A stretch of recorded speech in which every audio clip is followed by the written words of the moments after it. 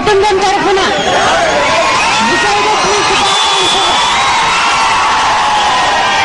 ప్రతి అడుగులో నాన్నను తలుచుకుంటానని, జగనన్నను తలుచుకుంటానని,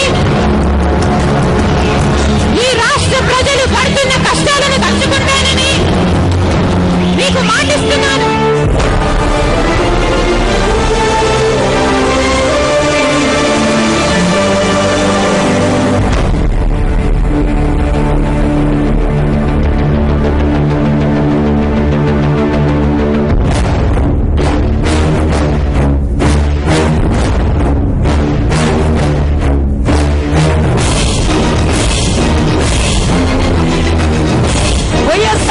సార్ ఉన్నప్పుడు ఏ స్త్రీ గాని ఏడ్చలేదండి, ఏ బిడ్డ గాని బాధపడలేదండి.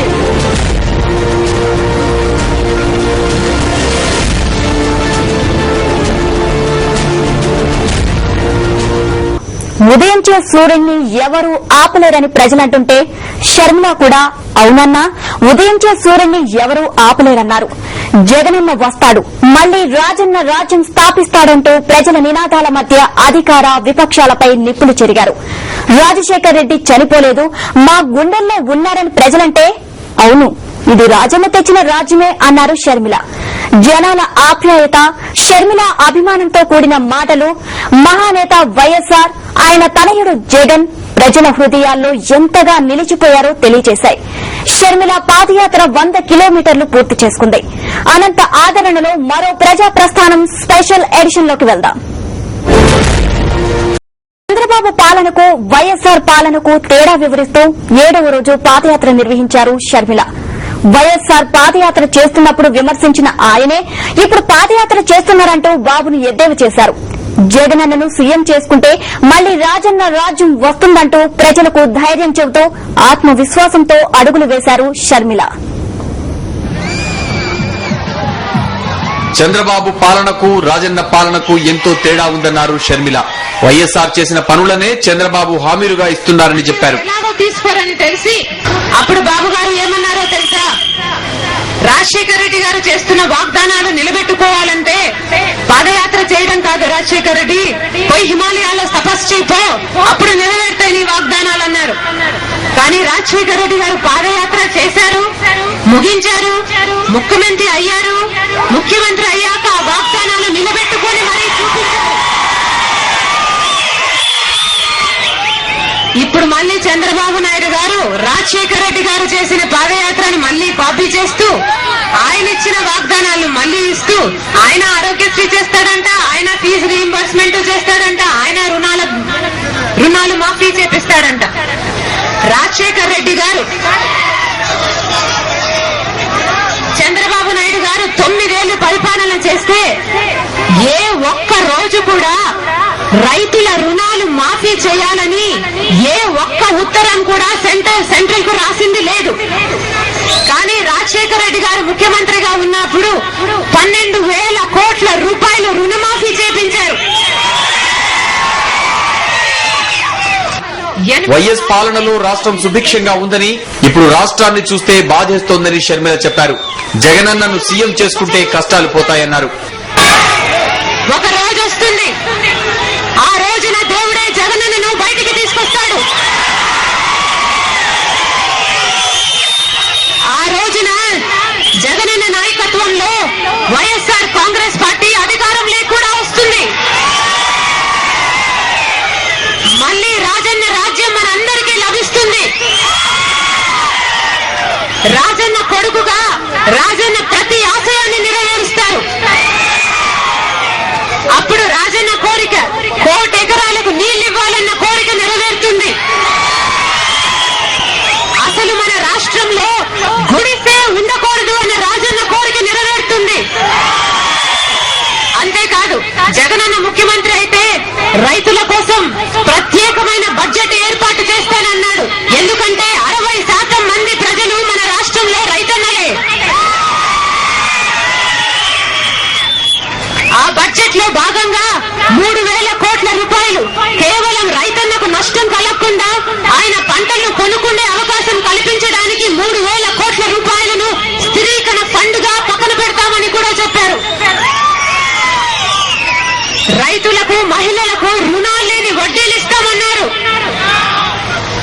ముసలి వాళ్లకు, మన వితంతువులకు 700 రూపాయలు పెన్షన్ ఇస్తామన్నారు.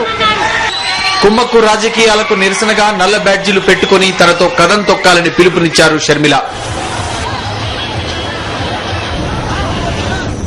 ఎవరైనా ఆడవారు కానీ రైతన్నలు కానీ స్థానిక సమస్యల గురించి ప్రస్తావించవచ్చు. మీ సమస్యలు చెప్పుకోవడానికి ముందుకు రండి. ఇవి పాదయాత్రలో షర్మిల మాటలు. సమస్యలు చెప్పండి అంటూ ప్రతి ఒక్కరిని ప్రోత్సహిస్తున్నారు షర్మిల. ప్రశ్నలు వేసి ప్రజల దగ్గర నుంచి సమాధానాలు రాబడుతున్నారు. మరో ప్రజా ప్రస్థానం ప్రజల యాత్రై అనంతపల్లెల గుండా వెళ్తుంది.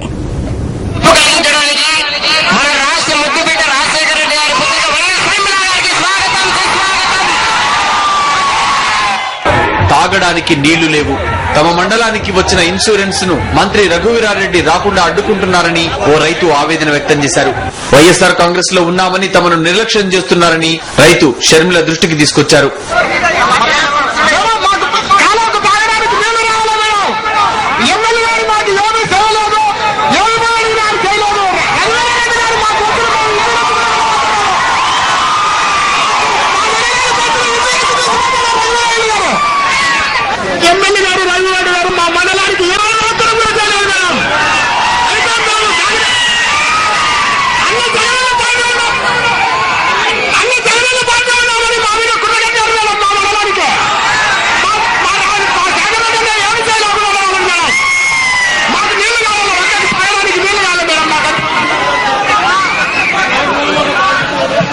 వైఎస్ఆర్ కాంగ్రెస్ కు అండగా ఉన్న ఏ గ్రామానికి కూడా సంక్షేమ అభివృద్ధి పథకాలు రాకుండా చేస్తున్నారని చెప్పాడు ఓ రైతు. చిలకొండపల్లి గ్రామస్తులు ఓన్లీ వైఎస్ఆర్ కాంగ్రెస్ పార్టీకి అందరూ ఉండాలని చెప్పే ఉద్దేశంతోనే మనమంతా కూడా రాజశేఖర రెడ్డి గారిని చూసే ఓట్లేసి ఎమ్మెల్యే గారికి గెలిపించాం. కానీ ఈ రోజు మన సమస్యలు అయితే ఏ సమస్య పట్టించుకోడు. ముఖ్యంగా ఎవరైతే వైఎస్ఆర్ కాంగ్రెస్ పార్టీ కార్యకర్తలు కానీ వైఎస్ఆర్ కాంగ్రెస్ ఊర్లన్నీ మొత్తం ఏ సంక్షేమ పథకాలు కూడా రాకోకుండా, ఇన్సూరెన్స్ రాకోకుండా పూర్తి అనేది చెప్తున్నాడు. కాబట్టి ఈ రోజు మన పెరమలమ్మ గారు వచ్చారు కాబట్టి ఆయనకంతా మేము మేడం గారికి బాగా చెప్పాం. మా సమస్యలన్నీ ఇట్లున్నాయి. రైతులు అసలు ఇంతవరకు ఇన్పుట్ సబ్సిడీ లేదు. కూరగాయలు చూస్తామా, కూరగాయలు పంట 2 రూపాయలు 10 రూపాయల కేజీ 2 రూపాయల కేజీలకు ఈ రోజు వస్తున్న రైతులు చాలా ఇబ్బంది పడుతున్నారు. కాబట్టి మేమంతా చెప్పేది ఒకటే, మనం ముఖ్యంగా మన జగన్